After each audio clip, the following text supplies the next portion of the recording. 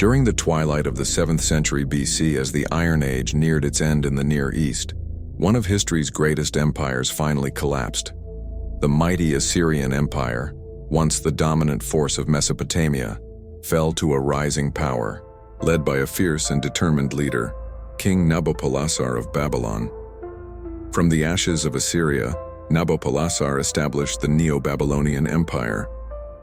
But it was his son, Nebuchadnezzar II, who would not only expand this empire across the ancient world, but restore Babylon to a level of grandeur not seen since the days of Hammurabi, nearly 1,000 years earlier.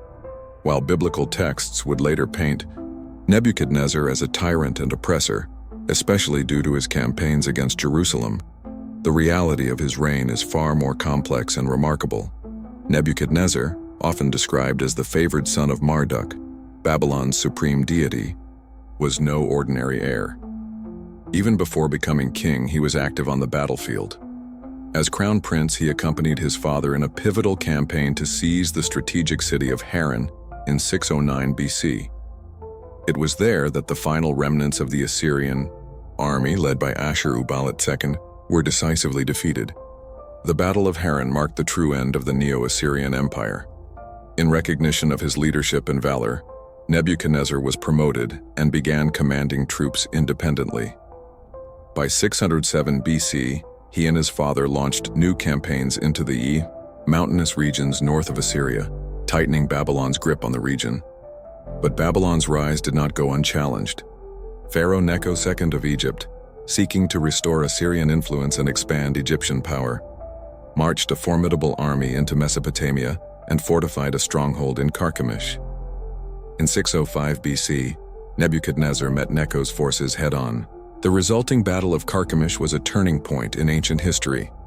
Nebuchadnezzar crushed the Egyptian army in a devastating victory that not only destroyed Egypt's ambitions in the region, but also cemented Babylon's dominance over the Near East. The triumph was so influential it was later recorded in biblical books like Jeremiah and 2 Kings, where Nebuchadnezzar's power was both feared and recognized. Shortly after the Battle of Carchemish, tragedy struck. King Nabopolassar died in July 605 BC. Nebuchadnezzar, still on campaign, raced back to Babylon to claim the throne before his younger brother Nabu-shum-lishir could make a move. Historical records go silent on Nabu-shum-lishir after this point, leading scholars to believe he may have attempted a coup, one that ended in failure and likely death. Upon ascending the throne, Nebuchadnezzar gave a dedicatory speech to Marduk, invoking divine favor over his new rule. "O merciful Marduk, may the house that I have built endure forever. May I be satiated with its splendor, attain old age therein, with abundant offspring, and receive therein tribute from all the kings of the world." After burying his father, the newly crowned King Nebuchadnezzar II returned to Syria to continue expanding the empire. In 604 BC, he led a brutal campaign against Ashkelon, a fortified city in the Levant. His forces razed the city, captured its king, and looted its treasures, sending a clear message to the region. Babylon was now the supreme power. Over the following years, more territories fell under Babylonian control. States such as the Kingdom of Judah became vassals, and Nebuchadnezzar even employed Greek mercenaries to help push deeper into Palestine. Babylon was no longer a city. It was an empire stretching across the Fertile Crescent. But not every campaign ended in glory. In 601 BC, Nebuchadnezzar launched a bold offensive against Egypt itself, hoping to deal a final blow to his former rivals. Despite his earlier success at Carchemish, this full-scale invasion was disastrous. The Babylonians suffered heavy casualties, and the campaign was ultimately a failure. Egypt, though weakened, remained unconquered. Though not without setbacks, Nebuchadnezzar II's reign transformed Babylon into one of the greatest cities in ancient history. He was a brilliant tactician, a master builder, and a king whose legacy still echoes in our world today. From the ruins of ancient cities to the pages of sacred texts, he wasn't just a conqueror. He was the architect of a new empire, but The failure resulted in a loss of confidence for the Babylonians. Vassal states started to doubt the power of Babylon, referring to the infant empire as a paper tiger.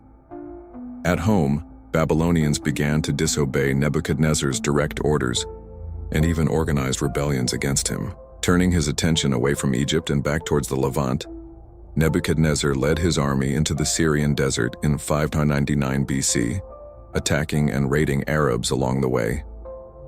1 year later, the Babylonians captured the city of Jerusalem in a campaign against the kingdom of Judah. Hoping that Egypt would lend support, Judah's king Jehoiakim challenged Nebuchadnezzar's authority and ultimately suffered greatly as a result. King Jehoiakim died during the siege, and his uncle Zedekiah was subsequently installed as ruler of Judah by Nebuchadnezzar. Further campaigns into the Levant followed, including the capture of the Phoenician city of Tyre. The Babylonian army swept through the region, leaving a trail of devastation in their wake. Nebuchadnezzar took full control of all trade routes across Mesopotamia and expanded his empire in every direction. The warrior king was persistent in his policy of expansion, believing a universal kingship to be a right granted to him by Marduk. Following the unsuccessful invasion of Egypt, Zedekiah of Judah refused to pay tribute to Nebuchadnezzar and revolted in 589 BC. This led to Nebuchadnezzar's defining moment, the complete annihilation of the city of Jerusalem, including Solomon's temple. The destruction of Jerusalem prompted the permanent end of the kingdom of Judah. As many as 20,000 Judeans, thought to make up 25% of Jerusalem's population at the time, were captured and deported to Babylon. The deportation of a conquered city's citizens was a common tactic that was often employed by the Assyrians during their time in power. The destruction of Solomon's temple and the Babylonian exile were seen as fulfillments of biblical prophecies. These events led to the strengthening of Judaic religious beliefs and began the Israelites' transition from the polytheistic beliefs of Yahwism to the monotheistic beliefs of Judaism. Yahwism's pantheon of many gods was headed by Yahweh, the national god of the Israelites, along with his wife, the goddess Asherah. The second-tier gods and goddesses consisted of Baal, Yarek, Mot, and Astarte, who each had their own priests and prophets. The Hebrew Bible would go on to refer to Nebuchadnezzar as the destroyer of nations, and a cruel and mad ruler sent by God to punish the Israelites for their many sins. 18th-century English painter William Blake's famous depiction of Nebuchadnezzar as a mad king is based on the book of Daniel's unflattering description of the ruler, which reads, "He was driven away from people and ate grass like the ox. His body was drenched with the dew off heaven until his hair grew like the feathers of an eagle, and his nails like the claws of a bird." On the other hand, Babylonian sources describe Nebuchadnezzar's reign as a golden age that transformed Babylonia into the greatest empire of its time. Among Nebuchadnezzar's many accomplishments were the completion and expansion of fortifications, initiated by his father, building a great moat and outer defense wall, constructing canals, paving the processional way with limestone, and renovating the city's temples. The beautiful Ishtar Gate that led into the heart of the city was ordered by the king to be surrounded with blue tiles and adorned with images of animals representing gods. Nebuchadnezzar was exceptionally proud of the Ishtar Gate and added a dedication plaque inscribed in cuneiform that read, "Nebuchadnezzar, king of Babylon, the faithful prince appointed by the will of Marduk, the highest of princely princes, beloved of Nabu, of prudent counsel, who has learned to embrace wisdom, who fathomed their divine being and reveres their majesty, the untiring governor who is constantly concerned with the well-being of Babylon and Borsippa, the wise, the humble, the firstborn son of Nabopolassar. I laid the foundation of the gates down to the ground water level and had them built out of pure blue stone. Upon the walls in the inner room of the gate are lions, bulls, and dragons, and thus I magnificently adorned them with luxurious splendor, for all mankind to behold in awe. Lions represented the goddess of love and fertility, Ishtar. Bulls represented the god of storms, Adad, and dragons represented the central Babylonian deity, Marduk. Behind the enormous bronze gates protecting the city were solid gold statues and an opulent grand temple, The most well-known construction associated with Nebuchadnezzar are the Hanging Gardens of Babylon, which are recognized as one of the 7 wonders of the ancient world. Legend has it that Nebuchadnezzar's wife Amytis of Media missed her forested homeland so much that the ruler built the extravagant gardens to remind her of home.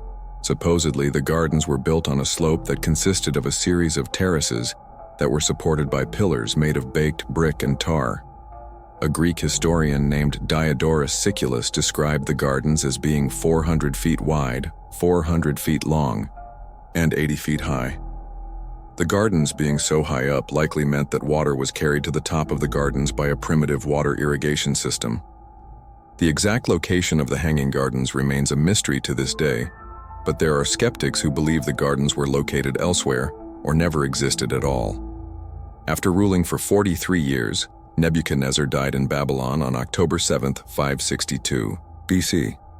The empire's throne was succeeded by one of his sons named Amel-Marduk, but he was overthrown and murdered less than 2 years later. The Neo-Babylonian Empire was short-lived and only lasted another 20 years before being conquered by Cyrus the Great and incorporated into the Achaemenid Empire in 539 BC. Nebuchadnezzar was the longest reigning king of the Neo-Babylonian Empire, and at the time of his death was the most powerful ruler in the world. Through his considerable military prowess and remarkable construction accomplishments, Nebuchadnezzar immortalized himself as one of the greatest rulers of the ancient world. Consider liking, commenting, subscribing, and clicking the bell icon for more videos like this. Thank you.